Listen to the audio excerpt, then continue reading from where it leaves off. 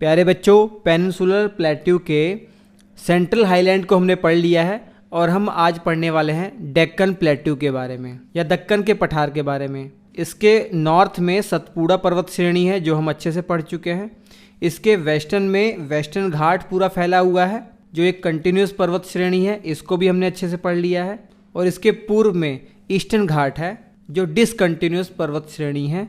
तो ये 3 पर्वत श्रेणियों से घिरा हुआ है। इस दक्कन के पठार की जो ढाल है ये लगभग वेस्ट से ईस्ट है, पश्चिम से पूर्व है। इसका प्रमाण क्या है?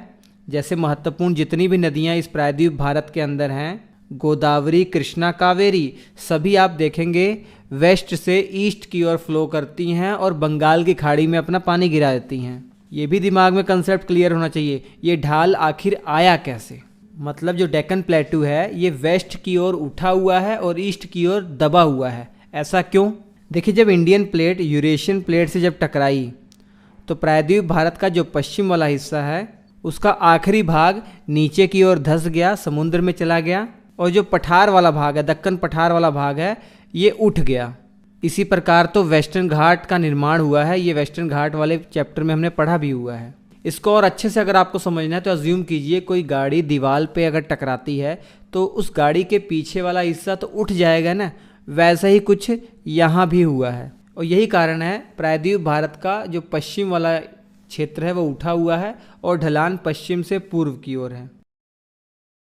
ये डेक्कन प्लेट्यू मुख्य तौर पर 4 भागों में हम बांटकर पढ़ सकते हैं। महाराष्ट्र का जो पठार है, कर्नाटक पठार जिसे मैसूर पठार भी कहते हैं, तेलंगाना का पठार और दंडकारण्य पठार। ये दंडकारण्य पठार याद रखिए, छत्तीसगढ़, उड़ीसा में मुख्य तौर पर, थोड़ा सा हिस्सा इसका तेलंगाना और आंध्र प्रदेश में भी फैला हुआ है। उसके बाद चलते हैं नॉर्थ ईस्ट की तरफ, जो हमने बात की थी मेघालय पठार की या शिलोंग का पठार भी इसे कहते हैं। और इसी के पूर्व साइड में इसका जो पूर्व एक्सटेंशन है उसे कार्बी एंग्लो पठार भी कहते हैं, जो थोड़ा सा असम में फैला हुआ है। और मेघालय का पठार ये मुख्य तौर पर मेघालय में है। और इस मेघालय के पठार में 3 महत्वपूर्ण पर्वत श्रेणियां हैं, गारो, खासी और जयंतियाँ। ये 3 महत्वपूर्ण श्रेणियां इसी शिलोंग के पठार या मेघालय के पठार में हैं। ये तो बहुत आसान सी बात है, लेकिन प्रश्न ये उठता है, जैसा कि बताया जाता है कि ये जो शिलोंग का पठार या मेघालय का पठार ये पेनिनसुलर प्लेट्यू का ही भाग है, तो ये अलग क्यों हैं? तो प्यारे बच्चों, इसका आंसर ये है कि जब इंडियन प्लेट यूरेशियन प्लेट से टकरा रही थी तो ये वाला रीजन जो मेघालय के पठार और छोटा नागपुर पठार के बीच वाला इलाका है ये नीचे की ओर बेंड हो गया, मतलब यू आकार में नीचे की ओर धंस गया। और उसके बाद गंगा और ब्रह्मपुत्र ने अपने जो अवसाद लेकर आई उसने इस पर बिछा दिया, पूरा जो सेडिमेंट है सारे इस पर बिछा दिए।